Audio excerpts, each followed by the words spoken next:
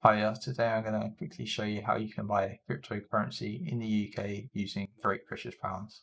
So I have my affiliate link in the description below. If you head to that link on Binance.com, you'll come to this page where you can create an account and sign up. Once you're signed in, you can go to the top left here, buy crypto, and then you have a few options, but I prefer to use the credit/debit card. Here you can choose the cryptocurrency that you want to buy. So in this example, I want to purchase some ZIL. You enter the amount that you want.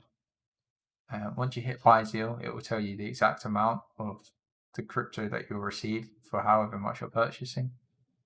Once you've confirmed that you've bought your coin or crypto, you can view the amount that you have by going to the wallet in the top right, and then hitting fiat and spot, and here you can view all the different cryptocurrencies that you own. Thank you for watching.